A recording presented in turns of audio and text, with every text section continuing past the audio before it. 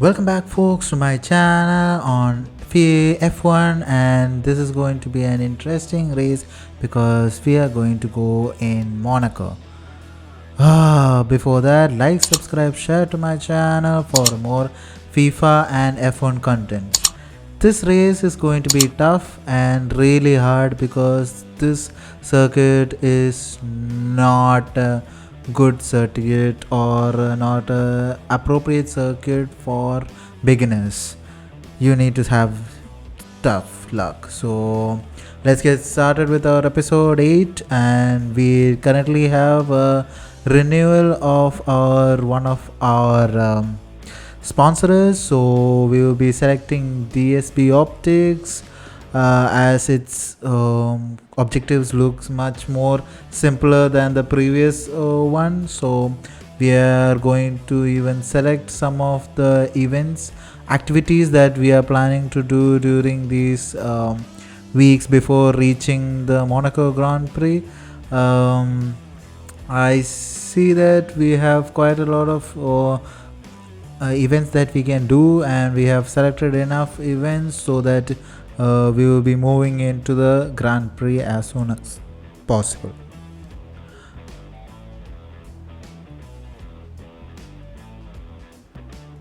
And there you have it. We are going into the race weekend. First of all, before that, I was suggested by the game to whether change the gearbox because officially we are allowed to do the changing of the gearbox. So I said, might as well do it. So I have changed the gearbox so that we will have a fresh gearbox to go along with the race and the qualifying.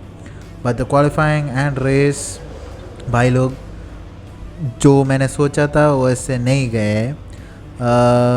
So yeah, it's a very tricky circuit for beginners, but once you get a hang of that circuit, it's super flowing. वो जो flow होता है ना वो हो जाता है.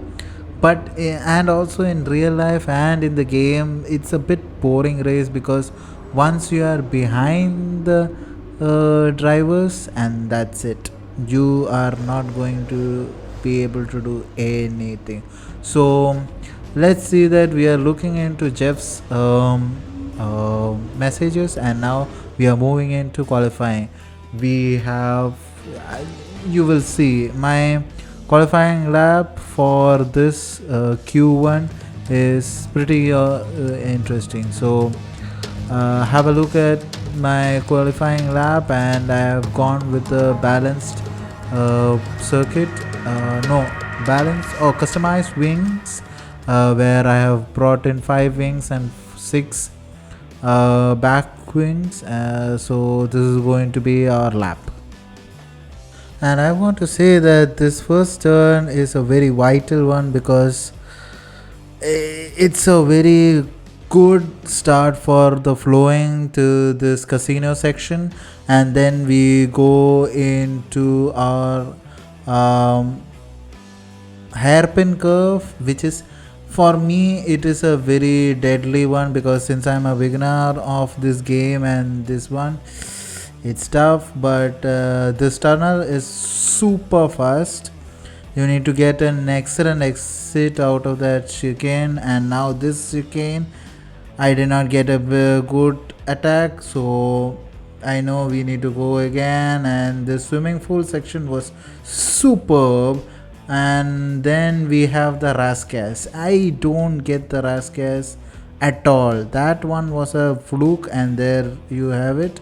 Our qualifying lap is done, but that is good enough for 20 seconds because I tried for numerous laps again 3 times, but we couldn't improve. And as and when I reach a good positive section, the Rascas or the hairpin destroys the complete effort that I have done in that qualifying. So that's it from the qualifying. We are down last, and that is the worst position to be because in Monaco it's better to have a great qualifying because you'll be able to do the race much more comfortably. So let's get moving into the race. Oops, almost forgot. F1 news at the end of the episode. Please have a look at it. It's amazing. Let's see. Formula One returns to Monte Carlo once again today, home to the world-famous Monte Carlo casino, first opened in 1863. And, of course, a certain road race, first held here in 1929. There's no greater an occasion, no more valuable a win than the Monaco Grand Prix. The prestigious Circuit de Monaco then. It's not all that dissimilar today to the layout that made its debut almost a century ago. It's 2 miles and 19 corners through the streets of Monte Carlo, and although the average lap speed of around 93 miles per hour is the lowest of the season, the tiny margins for error make it the natural habitat of the safety car. Anthony Davidson is alongside me as usual for the race today. Now, can I talk to you about Sebastian Vettel? Looks like they've got a tough race in store today as grid penalties from changing power unit components has forced them further down the field. But on the bright side, at least those fresh components can help them maintain the power they need to come through the pack. I expect to see them take a more aggressive approach today to make up for the compromised start. Before we begin, let's take a quick look at the grid lineup for today's race. Lewis Hamilton lines up on pole position, and it's Valtteri Bottas that completes the front row. Looking down the rest of the grid, we have Verstappen, Leclerc, Alexander Albon, and Perez, Stroll, Ricciardo, Sainz, and Lando Norris. Kvyat, Ocon, Sebastian Vettel, they've taken a grid penalty, and Gasly, Grosjean, Giovinazzi, Kevin Magnussen, and George Russell, Hubert, Raikkonen, Latifi, and Joker. It's almost time for those 5 red lights to go out. Then let's see who can prevail today. So in this position, I went for an even more ridiculous approach because I should have gone with an more aggressive strategy where it is softs to medium, but I tried alternate strategy where we are going from mediums to softs so that we will have great race pace at the end of the race. But guys, that did not go according to plan. You will see in the race after my pit stop. God, it was ridiculous.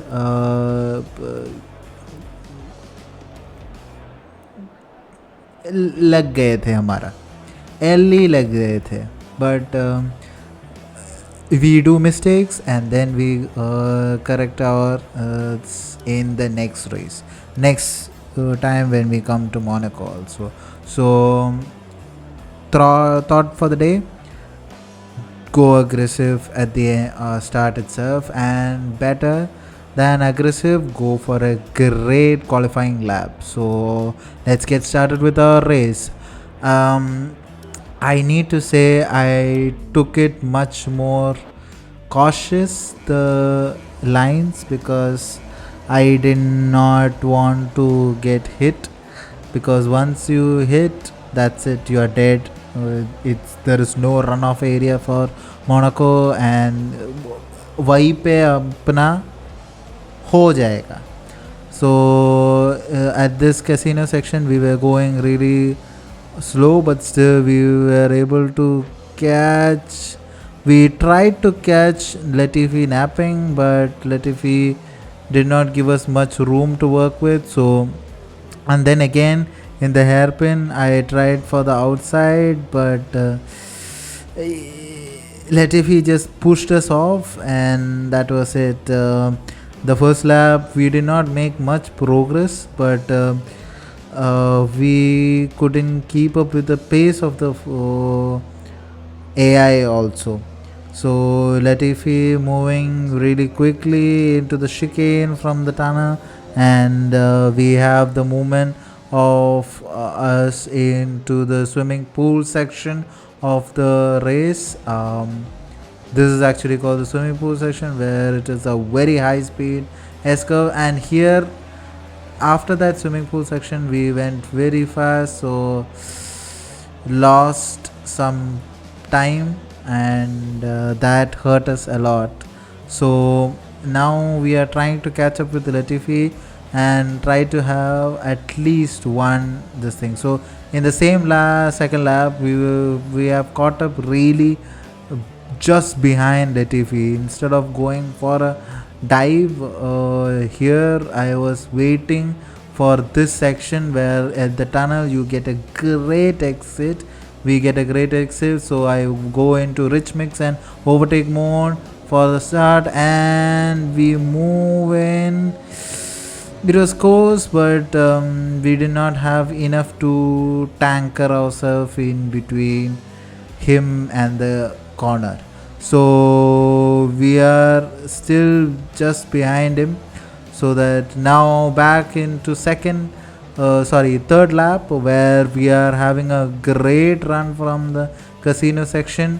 We are moving in closer, but keeping a distance so we can attack him when we leave that chicane to turn from to the tunnel. तो यहाँ पे हम लोग बहुत close है. We are really close.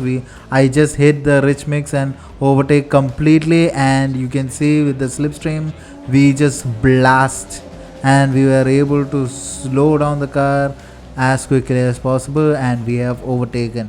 But that was it. We did not have much thing to do after that, and then the first batch of pit stop people came in, so we gained some positions up to 18, but we lose it to 18. Behind is Ricardo, who was already done, and then we have the second set of people who are coming into the pits, which includes our team member also. But here on, I had to do something overwhelmingly good, because or else you can see by the end of our lap, there you see this, our tire wear was really bad. And when I was when I was having my recording being done, I couldn't see which lap we were planning to come in, so I had already said box in this lap. But see, the understeer was dead. Our tires were bad, so we had to move in. And I think we also had a front wing issue, so our front wing also will be changed. So that I think we shouldn't have let them do it, because we lost the position that we gained from Latifi. And there you see, Latifi has went ahead, and he has a successful lead of 6 to 7 seconds ahead of us. But we were on mission. हम लोग ऐसे नहीं हार मानने वाला है, because we have put in a very good soft tires compared to them. And this Raskas, I need to say, I don't get the breaking point, and always it has been a very drastic one. So by the end of the 15th lap, we have closed up about 3 seconds. We are down by 3 seconds, and then in the next lap we are down by 1 second compared to the last lap. But we have some front wing issues, so I don't know, man. I think we have lost it. Yeah, there you have it. At the last end, we lose a chunk of time in the last 2 laps, and we are about 6 seconds behind. So that is it from this episode, man. From this lap. Okay, pick up rubber and bring it home.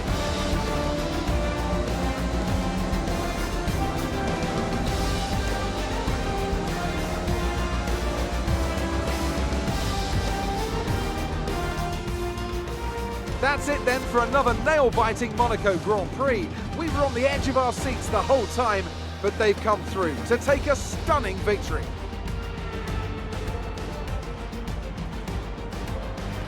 Anthony Davidson, how do you think they were able to set themselves apart today?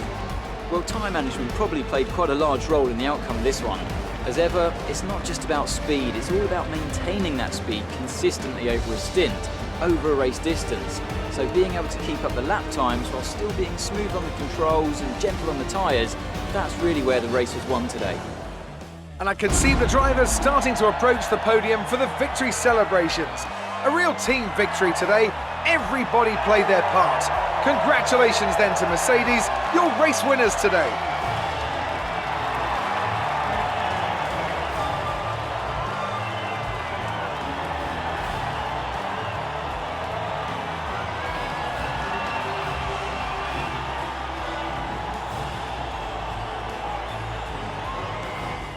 And after this round of the World Championship, here's how things look in the drivers' table. Not the result our points leader wanted, but it certainly makes things interesting going forward. After an incredible day of racing, who was your driver of the day, Ant? That's got to be the Flying Finn. Wait, how many Flying Fins have we had now? Anyway, I'm talking about Bottas this time. Just great raw speed, and a good job in traffic as well. All respect to the fans' choice, they fully deserve it, but I just feel that my pick had a little more on their plate, so their ability to keep a cool head and come through for such a strong finish made the difference, at least in my opinion. Let's move on to the constructors. Mercedes continue to extend their lead. After an event like that, who knows what the sport has in store for us next time? Be sure to join us again as we continue to bring you the latest excitement in Formula One. And there you have it. We have lost that race. But Waters has won that race pretty convincingly, I guess. Sorry, I did not have the replays to show how convincingly he destroyed his teammate Lewis Hamilton. But although it was Ricardo being on top as the driver of the day, the commentator was not going for Ricardo, he was going for Flying Finn. I don't care.